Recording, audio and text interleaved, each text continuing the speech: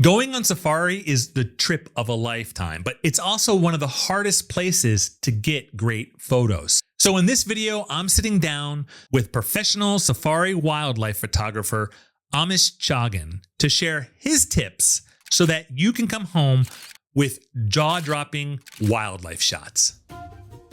Hi, I'm Ken. I'm an amateur photographer learning photography right here along with you. I also run the online photography community that I started called The Big Photo Hunt, which is arguably the world's most friendly photography community. It's really friendly.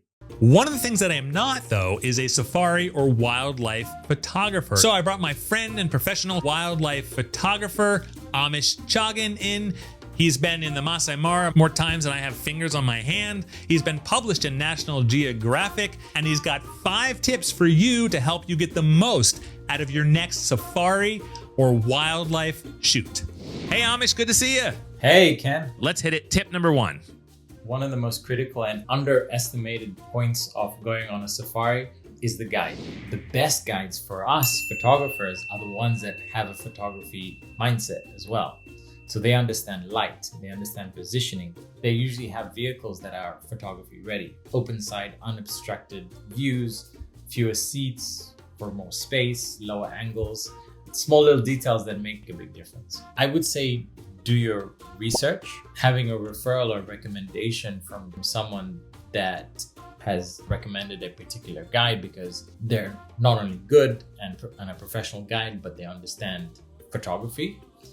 Sit in the front near the guide so you can constantly talk to him. If you're sitting at the back, it's going to be difficult to hear him, especially when you're driving. Try and learn from him. Ask him a lot of questions, him or her.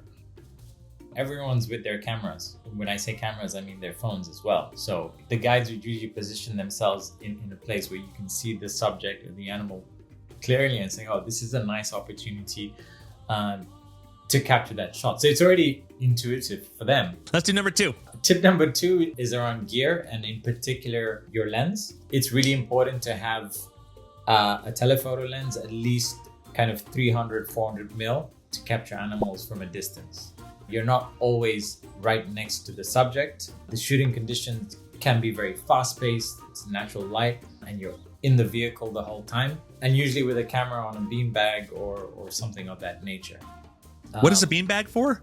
A beanbag is to stabilize the camera. So you're not freehand with the camera all the time, especially with a big lens. So I wouldn't bring a monopod or something, or a tripod? I bring a monopod, but only to very specific scenarios where the animal may come really close to the car. In this case, I would attach my camera with a wide angle lens and a remote shutter and kind of put my camera down to the floor. Obviously my body and my hands in the car as much as possible, and just kind of shoot away. I'm experimenting with it. I've got, out of the, 500 pictures I've taken, maybe two or three have been decent or good photos. And a beanbag, am I traveling with that beanbag, or would the car have it? No, the car's heavy. I mean, they're heavy things. They're like, 5 kg or something. So especially your guide that takes a lot of photographers, they will definitely have a beanbag in the car. By the way, at this point in the video, I know I'm supposed to ask you to subscribe and click that notifications bell. I would obviously love for you to do that, but also I want you to go check out The Big Photo Hunt. The link is in the description below. It's a great place for amateur photographers to grow, and as I've mentioned before, it is the world's most friendly photography community. It's really friendly. You either want to be eye level or below with the subject. So when they come really close and you're looking down at the animal and you capture that photo, it will look very amateur.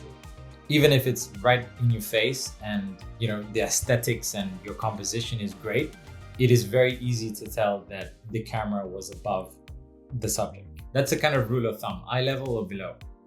That's not to say that you cannot get good shots from the top. It's just when you're below eye level, and especially if it's a wide angle, there is more drama and there's more power to the image. One of the other reasons to do that as well is you have the face or most of the body, whatever the subject is, against the sky. That creates a lovely contrast, as opposed to, a tree or the bushes in the background, which can be distracting. All right, tip number 4. Yes, tip number 4, it's around wildlife behavior. understanding and anticipating their movement. So for example, there's a leopard on the ground, and the shot that you want to get is the leopard running up and climbing the tree. And the guide will tell you 10 seconds before, we'll say, get ready. She's about to climb. He knows it. And that's what you're looking for. You're trying to anticipate the behavior of the animal for the next action that they'll take, which is going to make a better photograph than if they're just like laying in the bush or something like that. Is that what it is? Absolutely. Right. And because it usually happens very quickly, like a leopard running up a tree, understanding that this animal is going to do this at this moment, you either see it from the distance and you see it happen, or you're there and ready to capture that shot. So if you're not Amish Chaggan, you're me. I'd be eaten if I got out of the game drive vehicle. Am I basically then dependent on the guide? I'm listening to the guide and like following the guide because they know the behavior of the animals? Yes, the guide is very well versed. They have to learn about every species, pretty much, that exists in that national park and know the land and the terrain inside out. Lighting is everything, and that applies to every genre of photography. I would emphasize this point in wildlife photography, specifically around golden light. That golden hour, the magical orange, yellow, red lights at sunrise and sunset. We usually leave camp before the sun has risen, so we position ourselves in a particular area where there's giraffes or elephants or maybe even lions, to try and capture some images around this time. Aren't most game drives though like in early morning break anyway? I mean, most game drives that I've been on, we were out of there by 4:30 a.m. So we were always in golden hour anyway, or in the evening into sundown. Yes, definitely. But it's a very short window of time. From the time the sun rises to when it's, up in the air, you have maybe an hour or two maximum. Are you ever going to want to go out in the middle of the day to get that harsh light for drama, for the effect, if that's something you want to do? I wouldn't choose to, but because we're out on safari, I typically spend the whole day out anyway. Personally, my routine is at the end of the day, I would come back, I would back up all my images from my card onto my laptop and onto an external hard drive. I have 2 copies, and I will do that every day. And then just basic things, right? Like having spare batteries for your camera and making sure they're charged, making sure you have a good bag that's sturdy.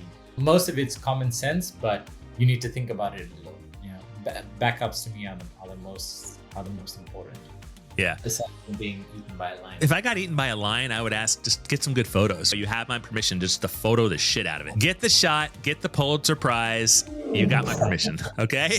It's always a pleasure to talk to you. You know so much, and I'm learning so much that one day when I finally do go on a safari with you, I think I will be as good as you, or maybe not, but I'll tell myself that. That way, at least I can Maybe better. No, trust me, I'm not. I've seen your photos.